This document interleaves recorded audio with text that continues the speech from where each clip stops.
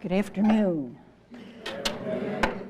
I'm Betty Ford, and I'm an alcoholic. Hi. Thank you. A recovering woman alcoholic, and I might say very grateful. As I come in the afternoon like this and have an opportunity to speak to all of you, it really takes me back to several years ago when I went off to the Navy program at Long Beach Naval Hospital for treatment. So it's a good experience because I begin to remember how I felt and what was going through my head and my mind. I know I was very, very scared. I didn't know what to expect. And I was very frightened. And actually, when the elevator doors opened on the third floor, which is where their program at Long Beach Hospital was, I looked at this big white desk, and it said, Drug and Alcohol Rehab Center. And I went through my mind, how in the world did I end up here? I wanted to just back up and have those elevator doors close and go on home and forget about the whole thing and hope it would all go away. And yet, underneath it all, I knew I was sick. I knew I had a problem, but I didn't know what it was. And I was kind of glad that I was someplace, actually, where they were going to do something about how I felt or how I didn't feel, because I didn't feel well. I was very grateful. Anger, yes. Lots of anger at my family for confronting me. But basically, there was this gratefulness I had that my family truly cared enough to do something about me and to tell me, actually, that they loved me too much to let me go. And that struck very close to my heart when they said that. And it made me realize they weren't just against me, they were trying to help me. I was really grateful that I had a disease that was treatable. When I heard that, that gave me a lot of relief because I didn't know much about alcoholism or drug dependency. I was not only glad that my disease was treatable, but I was tremendously grateful that God was going to give me another chance. I had had breast cancer, and I had survived that. And now I was confronted with addiction. And by golly, I made up my mind I was going to survive that, too. I never thought of myself as an alcoholic. I always considered myself just a social drinker. I drank like everybody else. Don't we all? At least that's in our head. And I could be in great denial because I didn't drink in the morning. I didn't knock back Bloody Marys, and I didn't have any DUIs. Of course, I didn't drive a car, but that made it kind of handy. Who knows? But I thought it was all just a problem with my neck and my back because I had been in treatment for 15 years for a pinched nerve in my neck and a very bad back problem. So to me, it was the doctors that were to blame for this. And certainly, I could deny that and not take any of the blame. But when it came to alcohol, of course, I had to realize, well, that was a choice I made. So I had to, own up to that. Blame it on the doctors, but also on myself. over the years, I had been taking probably drugs and whatnot 4 times a day. I had drugs for everything. I had pain medication. I had tranquilizers. I had sleeping medication. And I had prescriptions to counteract the side effects of those drugs that I was taking. Plus, naturally, I had things for stomach disorders, because with all that stuff going through my system, I had terrible stomach disorders, and all these things were very strong.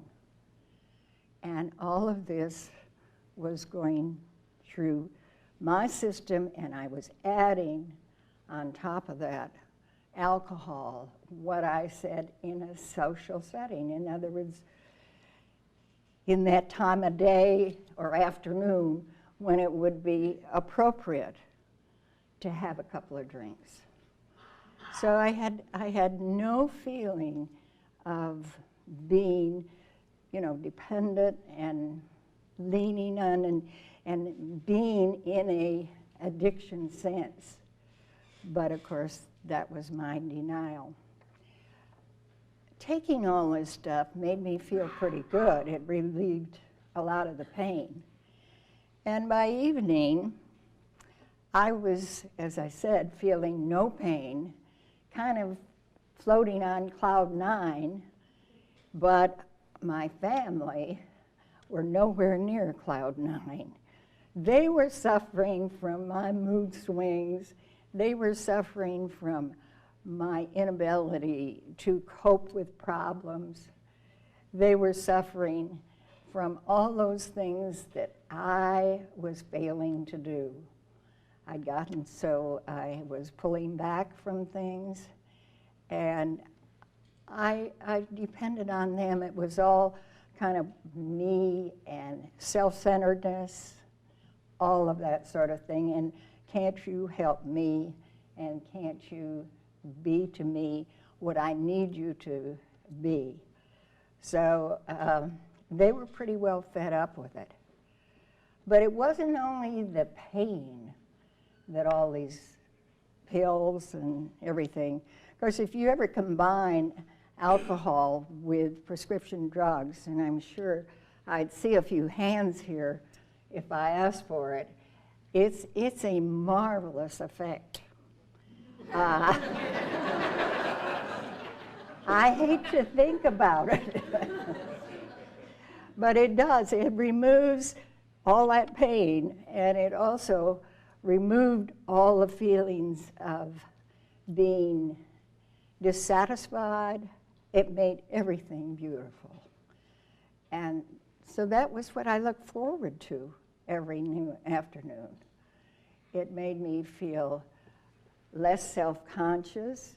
It made me feel more comfortable within situations, even social situations, all those sort of things. And it gave me a feeling of wellness, which was not what it was doing for me at all. And it wasn't until after I got through treatment that I realized what the component was and what the results would be, and was in my case, when you add drugs and alcohol. And as they said, it isn't a matter of 2 + 2 = 4. It's more like 2 + 2 = 22, which is a tremendous difference from just the normal way that you would expect it to work. So this was a wonderful combination, and it worked well for me for a long time. And I continued in, my family didn't realize it. They didn't know anything about alcoholism. They were not aware of the aspects or the indication of it. And it wasn't until they got help that I began to withdraw. I kind of regrouped and said, I don't want to do this and I don't want to do that. I didn't want to see my friends. I didn't want to go places. I relied on my daughter, Susan, to fill in for me all these places where I had agreed to show up and perhaps make remarks or make a little talk. And I'm so glad that she finally got fed up and she got sick and tired of filling in for Mother. And it was then that our youngest, our daughter Susan, went to a doctor that we both were going to, so he knew both of us. And she said, "When are you going to do something about my mother?" And she knew he was a recovering alcoholic. So he looked at her and he said, "Susan, I thought you'd never ask. Sit down and let me tell you what." Well, they had a long talk, and Susan, in turn, made the effort to come and do an intervention with me and with Dr. Cruz, who was the doctor we were talking about. And I listened very politely and heard, I guess I heard what they were saying, although I turned it all off. And so I threw them out.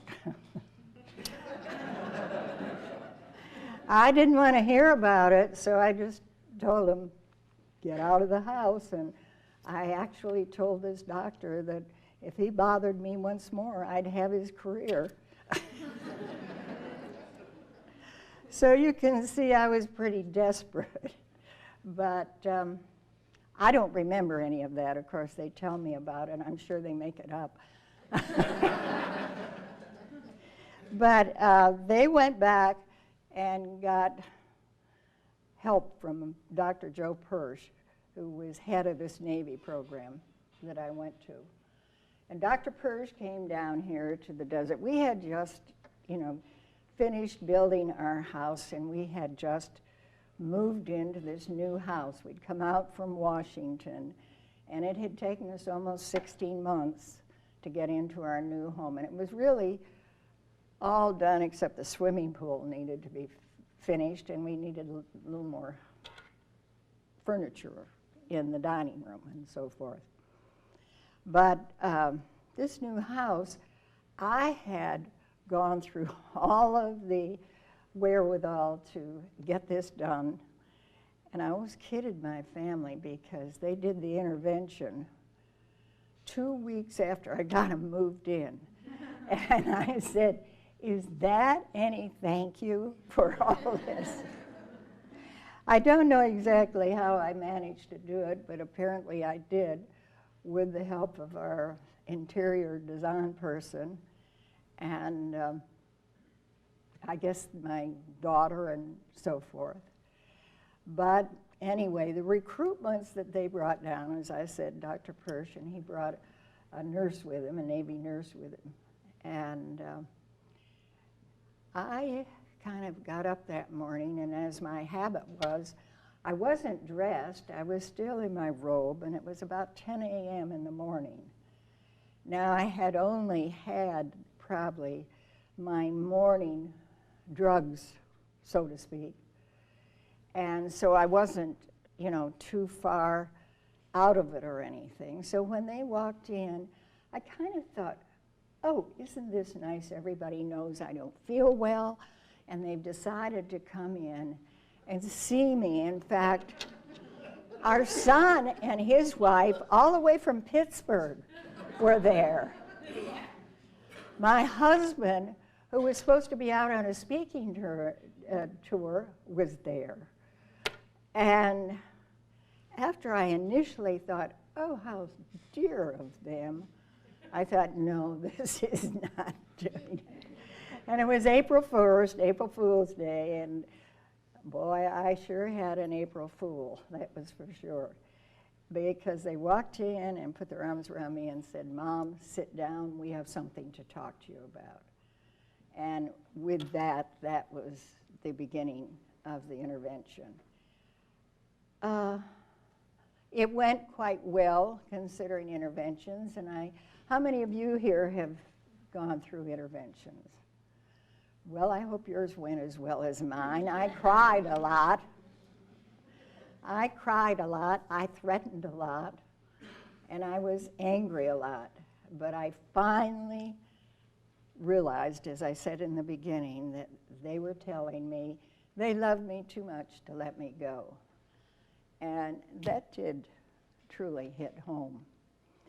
So I went off to Long Beach, and when I got to Long Beach, I found that I was going to be assigned a room, not by myself, but a room with 3 other ladies. Now, this was not my idea of the best of quarters. And I put up a big struggle with Dr. Persh, and I said, I've never had to share a room with anyone. Of course, I was married and shared it with my husband, and I'm sure when I went to camp, I shared the whole cabin with a bunch of people. But we argued back and forth a little bit, and I said, well, I'm not going to release my statement to the press if you don't get me a room.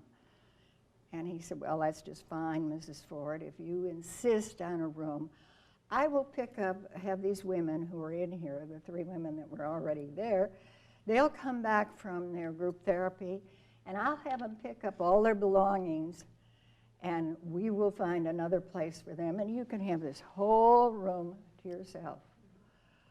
Well, would you do that? No, I had enough sense to say, no, I will stay. And you know, that was the best thing in the world for me, because I had withdrawn and I had pulled back from all my friends.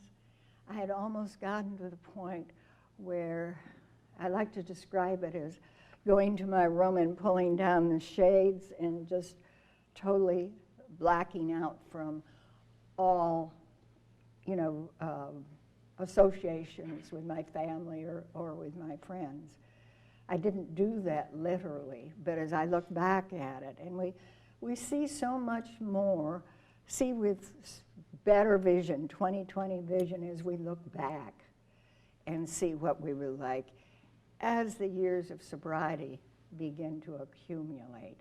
And you can see much clearer what it was like. But these women were so great and so wonderful. Now, they were very helpful because I had to talk to them and I had to, you know, work with them. And they kind of geared me up to get me down for the 6 a.m. roll call. Admittedly, I asked somebody to cover for me, and they said, oh, no, you go. But it was very good because it began to bring me back into the reality of life. And one of the great things they did, because when I went off to treatment, sick as I was, I insisted on going shopping so that I could take the right clothes to the Navy program. And so when I arrived at the Long Beach Naval Hospital, I had, you know, suitcases full of clothes that would be appropriate for a month of treatment. Well, when I got up to that room, I found that Navy regulations give you a 14-inch cabinet, what do they call it, locker, 14-inch locker. And there was no way I was going to get all my stuff in there. But, you know, these gals were great. They said, oh, that's all right, you know, Betty, we'll let you share one of ours. We have uniforms and we don't need so much room. It was when I got back to Palm Springs or Rancho Mirage or Palm Desert where I was in the AA group. And I realized how totally focused I had been, preoccupied really, with whether they were going to serve liquor where I went or not at social settings. I realized if I thought they weren't going to serve drinks, I would figure out how we should have a drink before we went. Reality came in the fact that if my husband was running late and I thought we were going to get to this event, the dinner or cocktail party or whatever, late, I would be thoughtful to him, and I would fix him martini on the rocks and put it up on his dresser. So as he was changing and getting showered and dressed, he could have a drink. Well, the truth was I fixed it so I could have a drink, because I wouldn't think of having a drink if I wasn't doing it with him. I mean, it's the way our sick mind works, and we think it's okay, but in reality, I can remember thinking when I went to a luncheon, and occasionally when they would serve sherry, and I didn't drink in the day except a luncheon like that where they served sherry, and of course that was one of my denials. You know, I don't drink during the day, and so I can't be alcoholic, but I would move in the group that was having the pre-luncheon sherry so I could get a refill on my glass. And I began to get honest with myself. Just didn't matter about other people, but honest with myself. I just realized how that preoccupation was a very sick thing within me. And it took me a while before I could see that. As a result, of course, of all this, yes, I went to Long Beach Naval Hospital. And while I was there, I think there were probably only 2 of us who were not military. The rest were a lot of military who had come back. Some of them were from 29 Palms, some of them were pharmacists, some of them had come out of Washington, D.C., and they were vice admirals or admirals, and some were just the lower, it was a mix. There were probably only 6 of us out of 60 patients in that program that were women. And while I was there, I naturally spent a lot of time with men as well as women. And I found out the Navy has a totally different vocabulary than I had learned in my growing up. Now, my husband was a Navy man, but somehow I had never heard him use this vocabulary.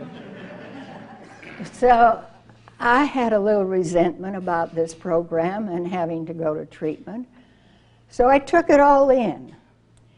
And every once in a while when I got home and I thought my family were being unusually demanding on something, I would come up with one of these 4-letter words that I had learned in my vocabulary.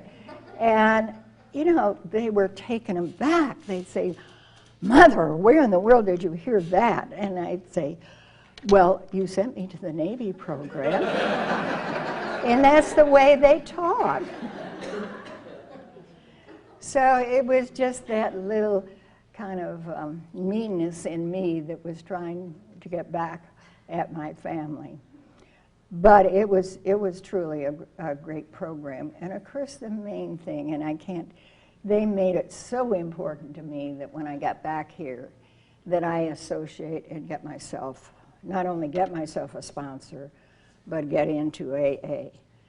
And I can't stress that enough with you. I know our staff does. But one of the first calls you want to make when you go home is to find a meeting that you can go to, which if you aren't comfortable in it, find another meeting. And so on until you find one that you're comfortable. Or if you don't, then start one of your own, because there's no excuse not to be in meetings on a regular basis.